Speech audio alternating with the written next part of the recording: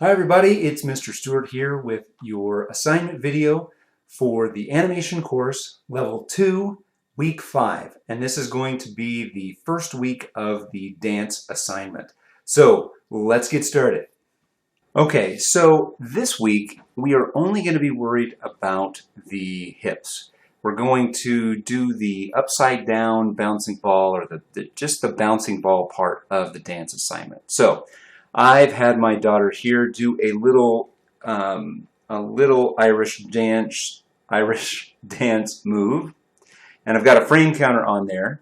And if you want to just do this piece of animation, you can. You can come up with something on your own, and it's really helpful if you can get a frame counter on there. But you can just click ahead and count the frames if you want to do that. So whether you're doing it in Flipbook or in Maya, we're going to start in the same place. Now I'm going to draw it over here. I'm not going to draw it on top because this is going to be a good piece of paper for you to reference. So actually, most often I do this in a notebook that I keep beside me as I'm animating. So if you have a notebook or a piece of paper that you can use, this would be a good thing to do on a separate piece of paper that you can reference. Okay, so the first thing we're going to do is we're going to find the up and down points. Now, I'm not really worried necessarily about the animation at this point. I'm just making notes that I'm going to use later as I compose the whole thing. So I'm just going to start up here and I'm going to draw just a circle and label it frame 1. And then I'm going to find the lowest down position. So that looks like frame 6. And I'm going to try to get reference in terms of how far down it goes. So I want to get the basic ideas of how far up and down I'm going to be animating my hips in when I'm actually putting it together. So if it goes down a little bit and then goes up a lot, I kind of want to draw it down a little bit and then draw it up a lot. And now I find the next time, so 24.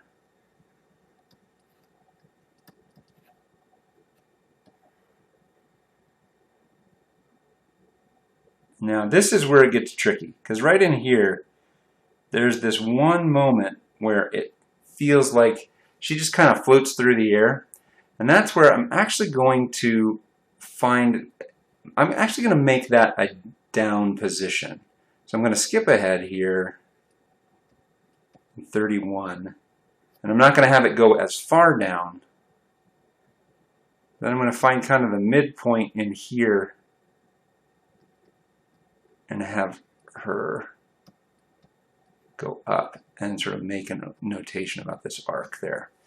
So the reason I want to do that, I want to exaggerate and emphasize the weight of that dance. And if I just do it like it does it in real life, it's just going to look a little bit less. It's going to look more floaty. Okay, so 35, I want to go a little bit higher. And you can see I'm sort of moving up, kind of stair-stepping up. 39, I'm going to bring down here.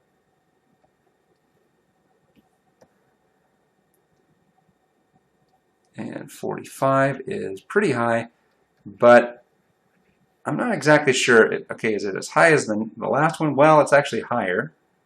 I should go back. And is it as high as that first one? Yeah, it looks pretty high.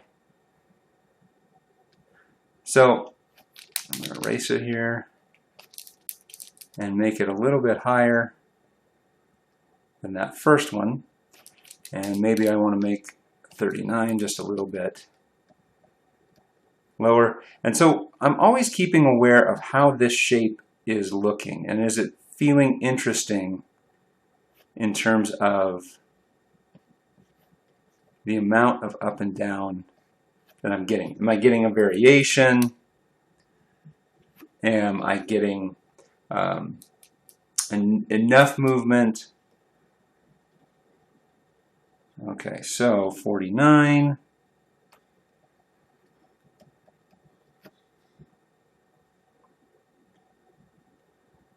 And sometimes I'll just skip ahead to the down position again. That looks about even. I might actually push it down a little bit more because I know a big one's coming up after that. And 54.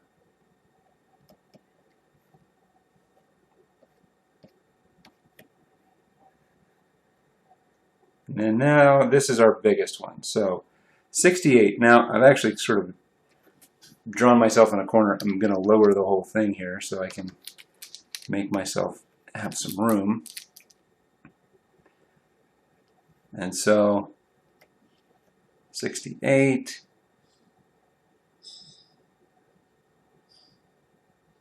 And then 78 comes down.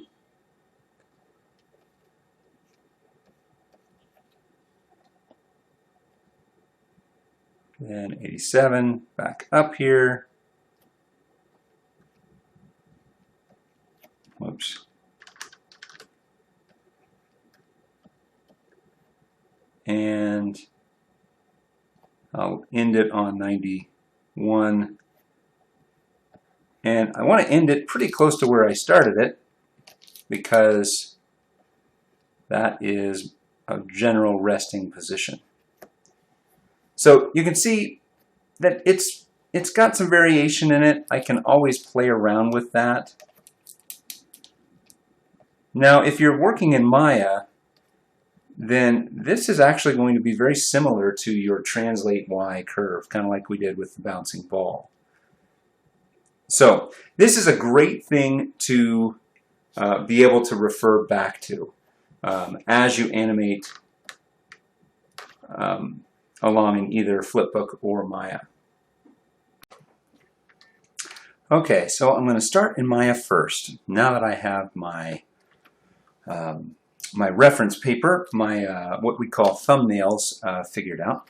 So the first thing I'm going to do, though, is I'm going to hide the legs so that they don't get in the way. We're just worried about the torso right now. Now, the way I can do that, right over here, if you have the channel box active, so go ahead and activate the channel box by clicking this button up in the corner. You can see layer 1. Layer 1 actually has all of the geometry. Now, if I hit that V for visibility, then it will turn everything off. Now, this R here is for reference, and that means that I can't select the geometry. So I'm going to turn it off for a moment, and I am going to grab and shift select all of the geometry. Now, I'm not going to grab the handles, the controls. I'm going to leave those alone. But now that I've got the geometry selected that way, I'm going to go over to this button here, and I'm going to click this button. And what this does is it creates a new layer, that visibility layer that also adds all of these objects to it. So click on that, and now I can rename that if I want by going to right-clicking on it, bringing up this box, and I'll just name it Legs Geo. And now I can move that to reference, or I can just turn them off. And then I can move the original one back to reference as well. So now I can't grab that geometry, and I can grab the control and just worry about animating the body. Okay, so I'm going to bring up my reference, and I'm going to keep referring back to this. Now, for me, one of the first things I'll do is I'll figure out, okay, I'm going to start at frame 1, and I'm going to go to 91, and those are going to be about the same size. And I'll figure out distance-wise, okay, how far am I going to go with my distance? Okay, so that'll be the first thing I do. I'm going to set a frame on frame 1, or set a key on frame 1, and make sure I'm heading in the right direction so I'm not dancing backwards. Then I'm going to go to frame 91, and I'm going to set another key. I'm going to adjust my timeline here, and I'm going to move my body forward about the distance I think it would cover. And that's probably about right. So now I know I am moving forward. I can check that against my video reference. And that's about right. That will work for now. Okay. So now I have a beginning and an ending point, and it moves along in between. So now I'm going to go and I'm going to find those individual points and just start bringing down the and resetting the keys. Okay, so now if I hit my comma or my period button, I can go back and forth between the keys just by hitting those two buttons. So I get an idea of what that key looks like. And then I'm going to go to 15. That's the next big one.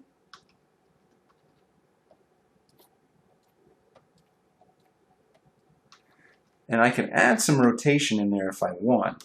But I want to make sure that I'm setting a key on everything so that it doesn't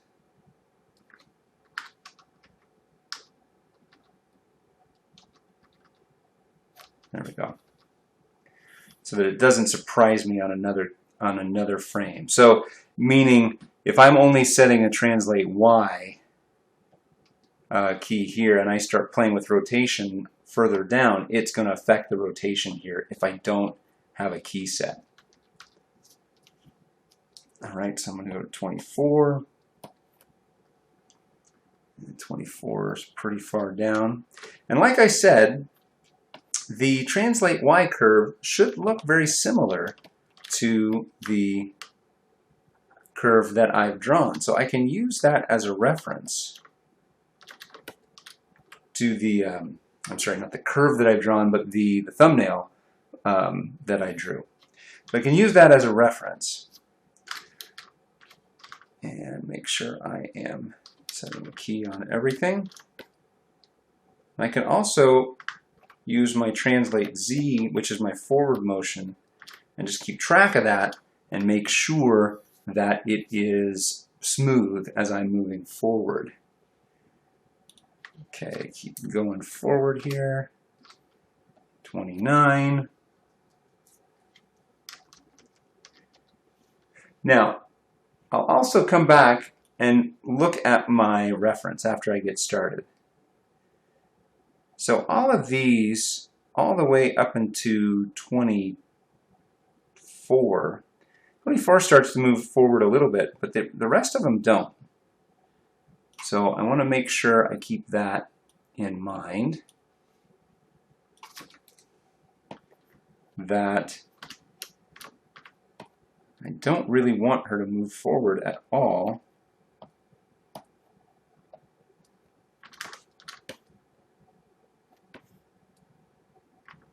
Until 24, at which point she'll move forward a little bit, but not too much.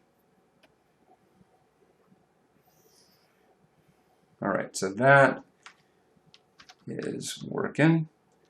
29 is not terribly big.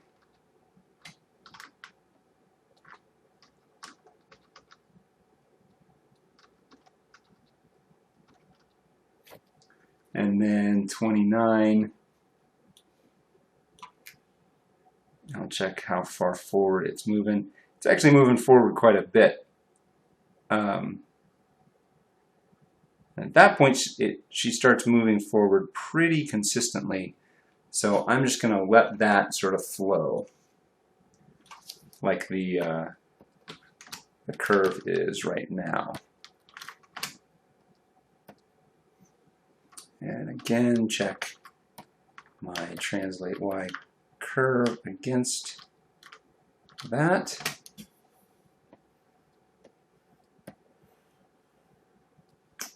And then go to 31. And this was that little dip down that I had. And make sure I've got a key set on everything. Go to 35 and move up. So I'm always kind of checking back and forth with the reference, my thumbnails, and the graph editor.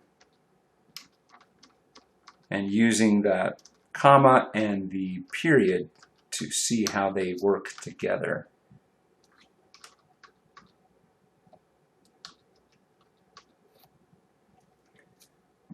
And 39.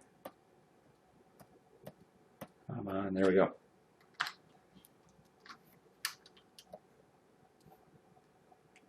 Comes down pretty far.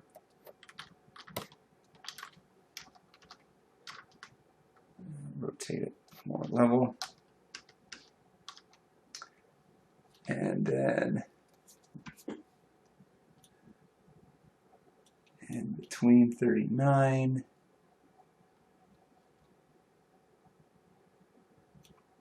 go to 45. And if you look at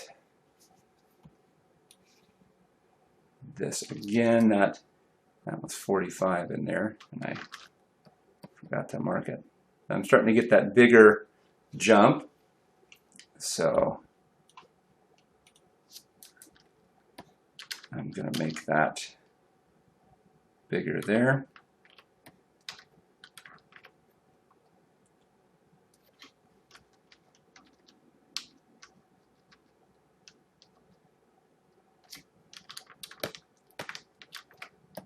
And there we go. Okay, so for 49 and 59,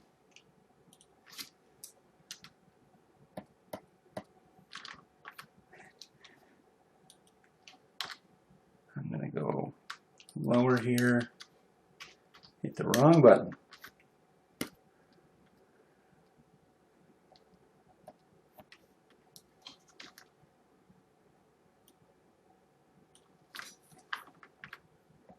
Okay, so I'm going to do the rest, and I'll come back.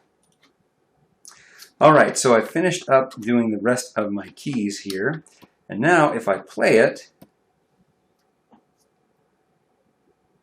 you can start to already see the dance coming together.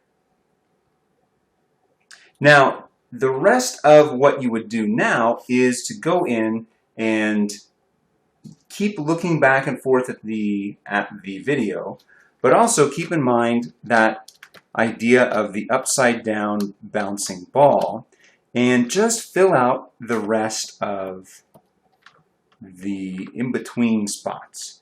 So keeping in mind, now the only thing that the difference is with the upside down bouncing ball, I don't want a sharp point at the top. I want nice round curves throughout.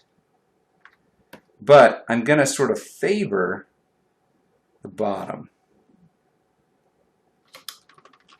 So let me go here.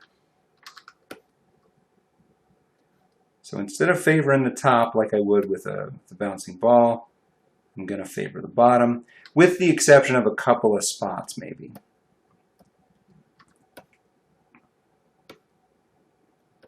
And I'm not going to go crazy with it, but trying to keep the shapes to be pretty round.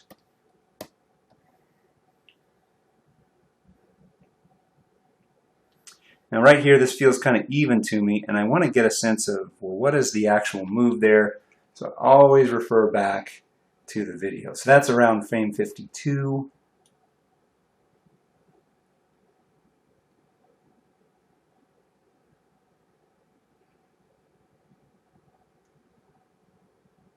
So she does kind of hang there a little bit through the 45 area. So I might just nudge that up. And then over here, nudge this down.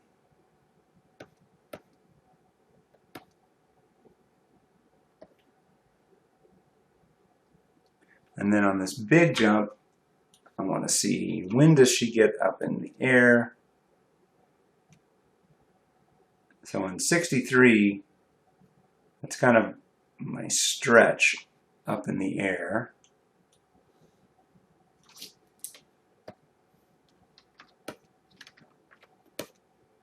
So I'm going to push it up a little bit, and then I'll mirror that on the other side.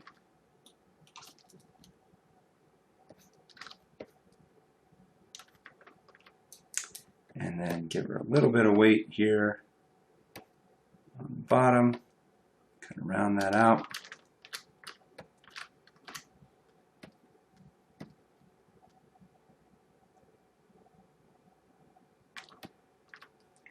So this is pretty good, and especially for without the legs, this is probably where I want to leave it.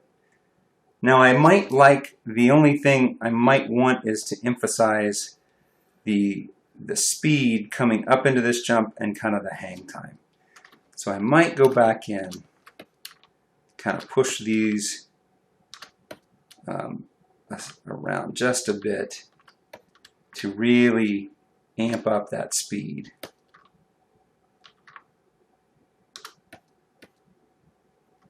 But other than that, I'm ready to play blast. Yeah, that feels a little bit weightier.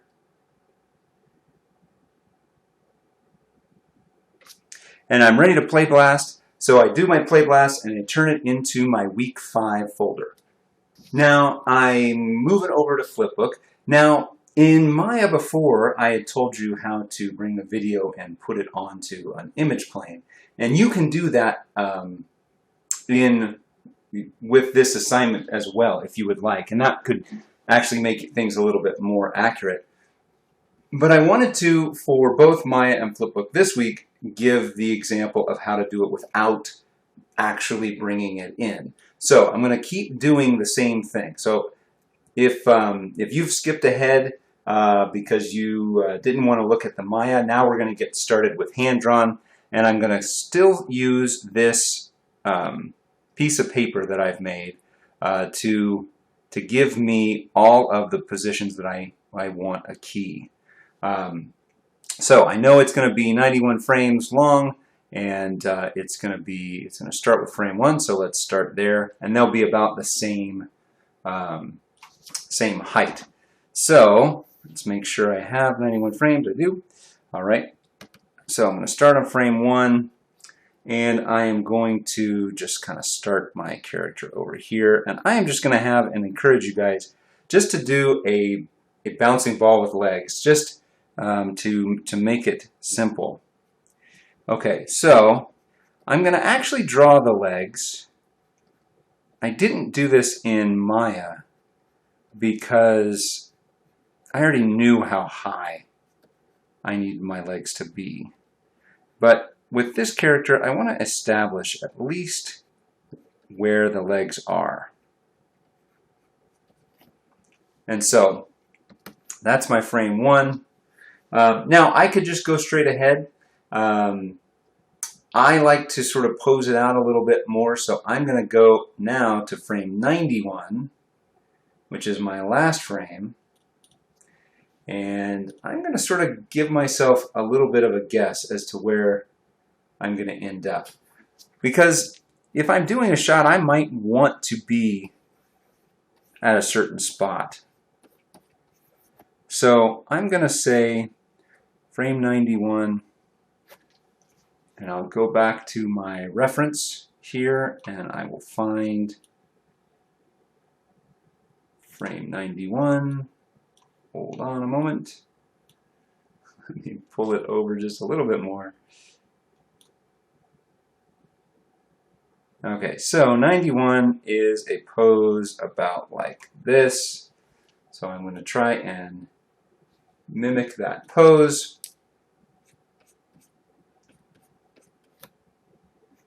And I'm going to establish kind of a ground plane here.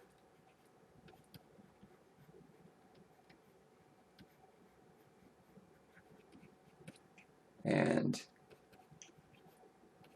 has the foot behind her.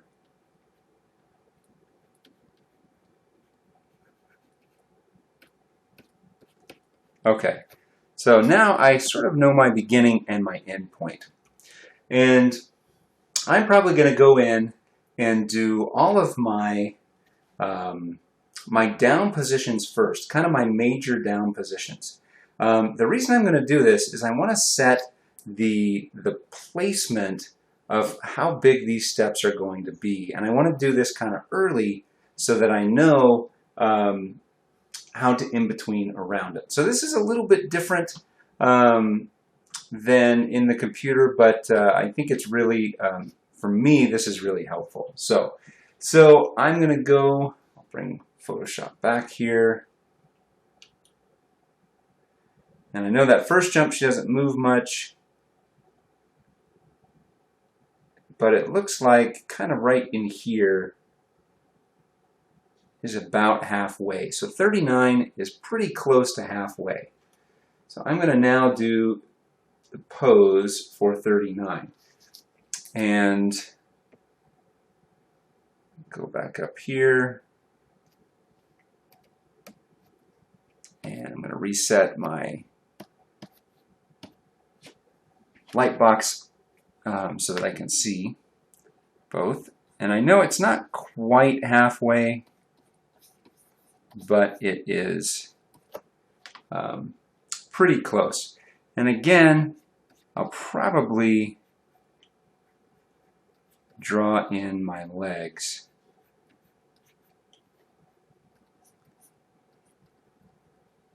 And just to get a feel for it.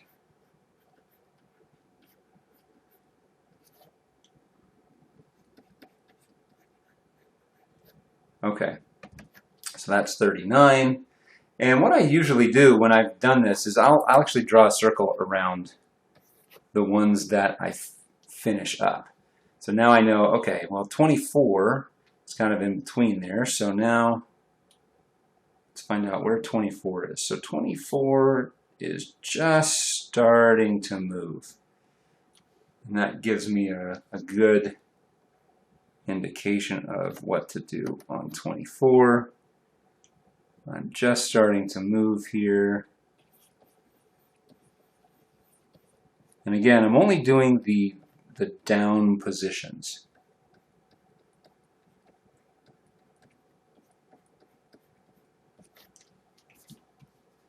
So, and I'm going to work out where my steps are. So for 39, that is pretty close to where that step is going to be. So where she is going to put her foot is pretty close to where that other foot goes.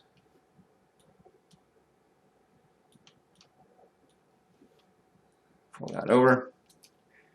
So I know I'm going to kind of aim at it.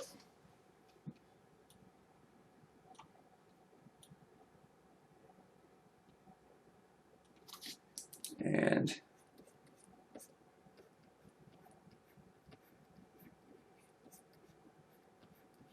so something like that. All right, so then I'll circle it here. Now I know I've got frame 6, and frame 6 is right. It's just an anticipation down. So it's a pretty easy one to do. So I'm just going to do an anticipation down, bend the knees,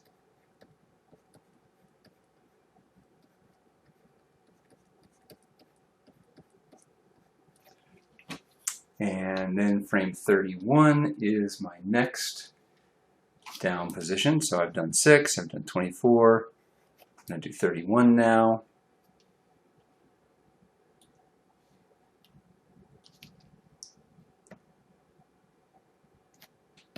So I'm going to go ahead and finish all of these out and the down positions, then I'll come back. Okay, so now I've done all the down positions. Now I can play it. It doesn't look like much because everything's just down. So now I'm going to go in and put in the up positions. And that's going to start to make it feel like a dance. At least that's the plan. Okay, so first one I have is frame 15. And I can always be double checking my reference here. So frame 15 is pretty much straight up. My legs crossed a little bit.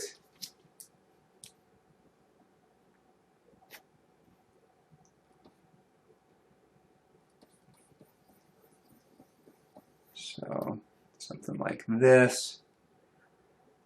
And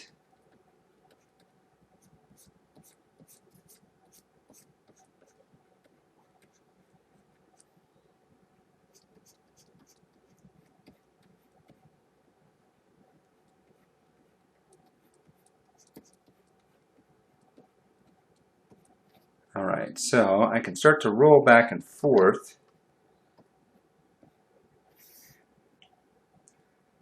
Kind of rolling the animation. I could start to see it's working okay. And so now I'm going to go to 29. And now I can go a little bit more straight ahead because I kind of worked through the placement of all of this. And I'll go to frame 29 in my reference. So more forward than down. It's not a big change.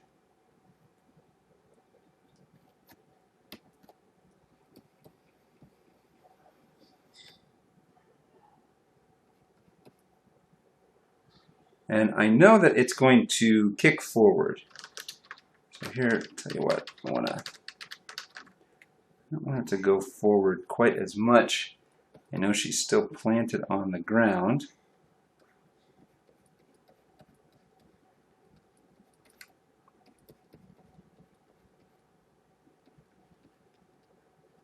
So I'm keeping track of where that leg is going to end up.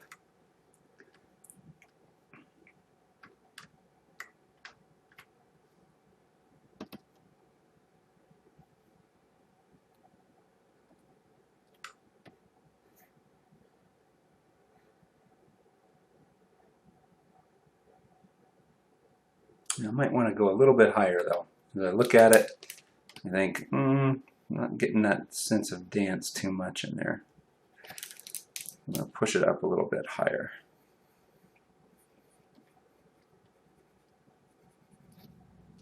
The feet feel okay, but I want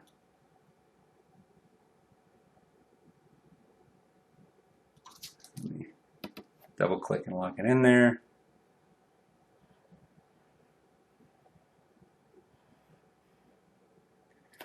Okay, and then 35 is next.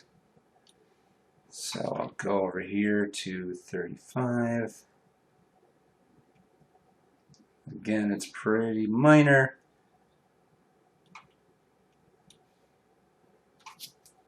In terms of how much she's going up.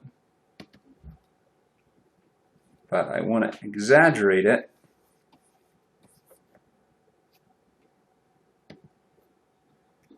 and get a sense of what the legs are doing.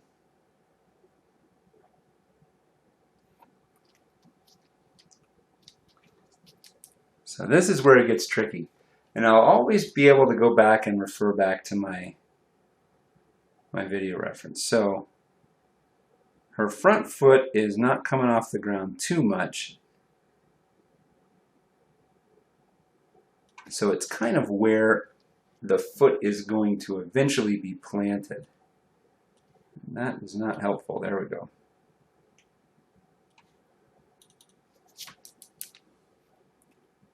So that front foot is going to be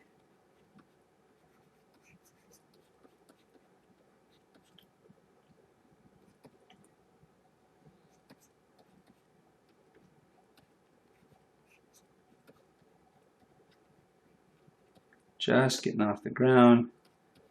That back foot's going to be coming into that position. All right, 45 is next, and so I'm going to finish this up, and then I'll come back. All right, so now that I've done all of my up and down positions, you can start to see it's coming together. Now, there's some stuff that's going on in the legs that that doesn't necessarily make a whole lot of sense yet, but I can get to that in my next week. So this is where you can stop for this week. You're only going to worry about the up and down positions of the ball to make a pose test for the dance. And that's going to give you your structure of how you're going to build your dance animation.